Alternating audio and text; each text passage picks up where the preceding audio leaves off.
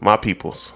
Welcome back. Today we covering the aftermath of the Air Jordan 5 Black Metallic Reimagine release over the weekend.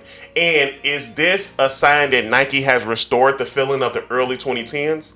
And without further ado, let's converse about these kicks. So, as everybody know, over the weekend, the Air Jordan 5 Black Metallic released, and it was rumored that it was only going to be 60,000 pairs available, and it seems like a lot of stores changed their release methods. A lot of stores still went with the raffle system, but it seemed like some pairs were raffled off. A lot of pairs were first come, first serve. And that pretty much caused a little bit of ruckus, because if you look online, there was a lot of lines everywhere, lines in malls, line outside of stores, even a couple fights, unfortunately. I'm here to tell you, a lot of those people who was out there lined up and the people who was fighting, a lot of them, they not shoe people. They not sneakerheads. These are what I like to call hood locals. These are the hood locals. These are the people who don't really know about shoes that much. They buy what they like. They know the new mics coming out. This is the color that I remember from when I was a shorty, or this is the color that I like. And in all honesty, you really don't go wrong with majority black retros. Just like what happened with the White Thunder 4s. But it was handled a little better because the White Thunder 4s was a little more readily available, and they went through their regular raffle systems, and of course it was still first come, first serve at certain stores. But this was like, could this potentially be the new standard going forward? I don't really think so. This is what happens when non-shoe people go and buy shoes a lot of times, especially these days, because we in middle to late February, which is usually tax season. So a lot of people who don't usually buy every pair that come out, a lot of those people tend to purchase a lot of shoes around this time. So that's when the extra madness, things are a little more harder to get, because those people who usually don't spend money on these releases, they have the money to spend and they choose to buy these shoes around this time. So it makes it a little more difficult to buy things in the early to late February month. But again, Nike probably looking at it as free press, and a lot of us sneakerheads who seeing it really remind us of those old days. Well, not the fighting part, but the old days of having to get up early when you know something coming out. You got to go wait in line for 2 or 3 hours just to make sure you get your size, so you're not subject to the secondary market. Like, it was a feeling that a lot of people these days wouldn't understand. It was almost like a lifestyle in a sense. That was fun to us. It was like getting out there, having conversations, and really like the anticipation. Hopefully they got my size. I feel like I got out here early enough what number I am in line, and then you trying to figure out stock numbers and all that. I mean, it was a time.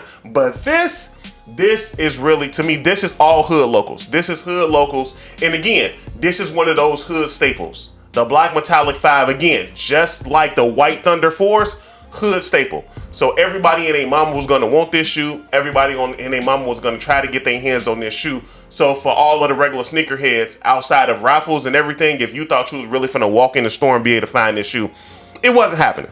It definitely wasn't happening. So that begs the question, is this the new standard, or is this just an isolated incident?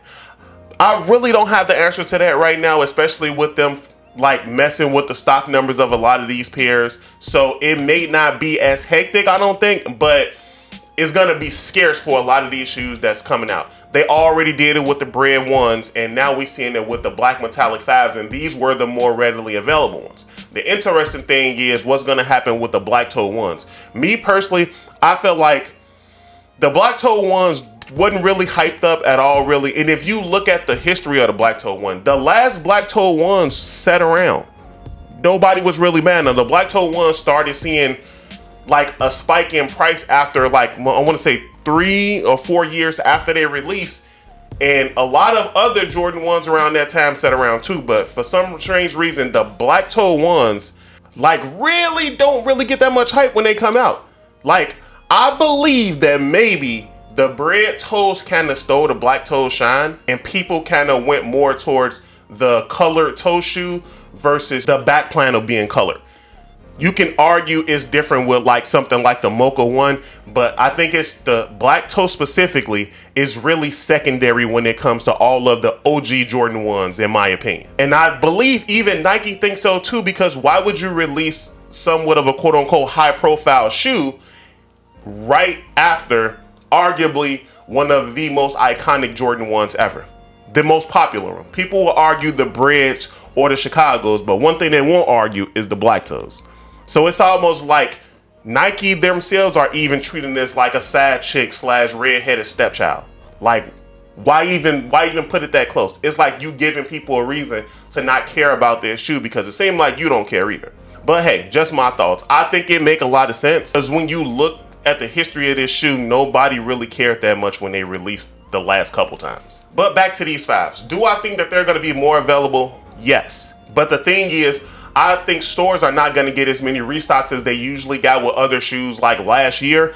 Maybe a store will get a restock or two in the next month to 6 months. But of course, we know pairs usually periodically pop up back online. So you'll be able to get this shoe so you don't have to fall victim to the secondary market, especially now. People was walking out of these stores with like a size 8 talking about $350. Again, these hood prices. We talking about hood prices. We talking about y'all trying to get them right now. You didn't get them. You want them. That's what people do. It's not always an agreeable thing, but that's what people do around that time, especially they got some extra disposable income and they weren't able to get what they want. So sometimes they're more susceptible to pay that extra price. Again, I never agree with that.